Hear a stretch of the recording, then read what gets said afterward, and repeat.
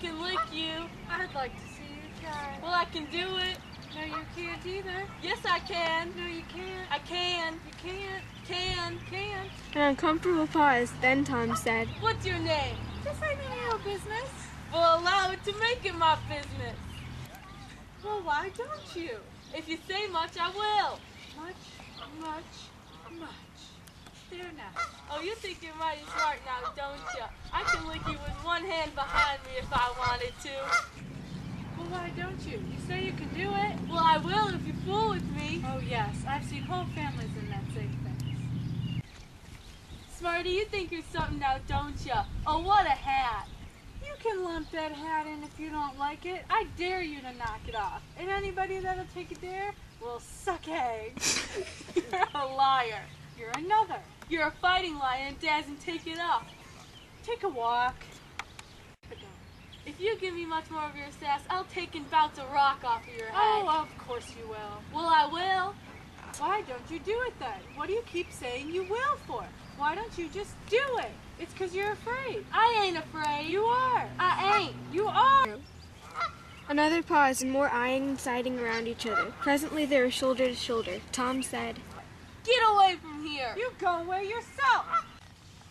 I won't. I won't either. So they stood, each with a foot placed as an angle as a brace, and both shoving with might and main and glowering at each other with hate. But neither could get an advantage. After struggling till both were hot and flushed, each relaxed his strain with watchful caution, and Tom said, You're a coward and a pup. I'll tell my big brother on you, and he can thrash you with his little finger, and I'll make him do it too. What do I care about your big brother? I have a brother bigger than he is. And he could throw you over a fence, too. Both brothers were imaginary. That's a lie. Saying so doesn't make it so.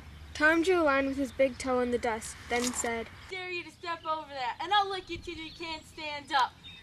If anyone to take a dare, they'll steal sheep.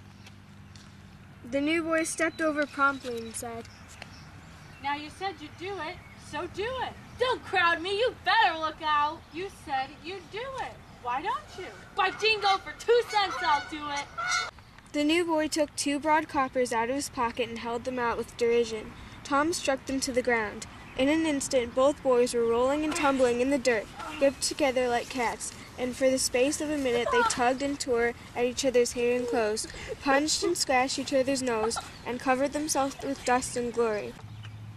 Presently the confusion took form, and through the fog of battle, Tom appeared, seated astride the new boy, pounding him with his fist. Holler enough! Said he. The boy only struggled to free himself. He was crying, mainly from rage. Holler enough! And the pounding went on. At last the stranger got out smothered. And Tom led him up and said, Now you better look out who you're fooling with next time. The new boy went off, brushing the dust from his clothes, sobbing, snuffling, and occasionally looking back and shaking his head and threatening what he would do to Tom if the next time he caught him out. To which Tom responded with jeers and started off in high feather. As soon as his back was turned, the new boy snatched up a stone, threw it, and hit him between the shoulders, and then turned tail and ran like an antelope. Tom chased the traitor home and thus found out where he lived. Position at the gate for some time, daring the enemy to come outside. But the enemy only made faces at him through the window and declined. At last the enemy's mother appeared, and she called Tom, Tom Sawyer, you bad, vicious, vulgar child. Go away! So he went away, but he said he loathed to lay for that boy.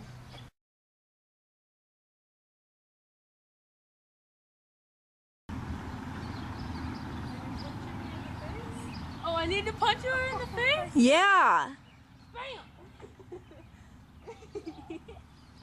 That was fun.